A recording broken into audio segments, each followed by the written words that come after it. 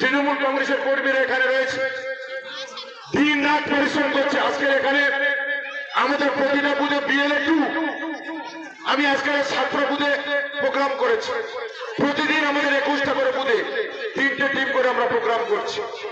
প্রত্যেকটা নাগরিককে তার ভোটার যাতে থাকে তার জন্য আমরা লড়াই করছি। আমাদের BLA-2-দের আমরা সম্বর্ধনা দেব, একটা করে পেন, একটা করে ডায়েরি, আর একটা করে অভিষেক বন্দ্যোপাধ্যায় চিঠি।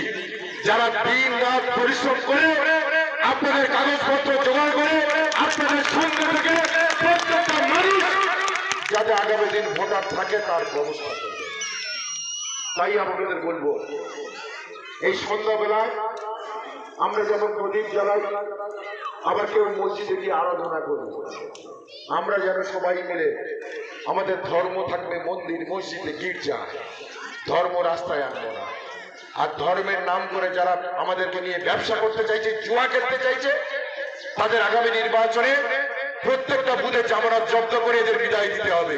কারণ এরা আমাদের ভোটাধিকার কাটতে চাইছে, এরা আমাদের উদ্বাস্তু করতে চাইছে, এরা আমাদের বাংলাদেশি হতে চাইছে। আমাদের লড়াই হোক হাতে, নট জাতে, আমাদের লড়াই হোক উন্নয়নে, আমাদের লড়াই হোক শান্তি, আমাদের লড়াই হোক কর্মসংস্থানে। যারা আমাদের পিছন থেকে টেনে নামাতে চাইছে, আগামী বিধানসভা নির্বাচনে 2026 ঘাসের উপর জোড়া ফুল প্রতীক চিহ্নে ভোট দিয়ে এদেরকে এলাকা ছাড়া করতে হবে। যারা উদ্বাস্তু করছে এদের রাজনৈতিকভাবে উদ্বাস্তু করে দিতে হবে, তবেই হবে আমাদের এদের শিক্ষা দিতে পারবে। যে আগামী সকলকে আমার পক্ষ থেকে আন্তরিক শুভেচ্ছা, কৃতজ্ঞতা, অভিনন্দন জানিয়ে আমার সংক্ষিপ্ত বক্তব্য শেষ করছি। ধন্যবাদ আমার কুলতলি বিধানসভার বিধায়ক।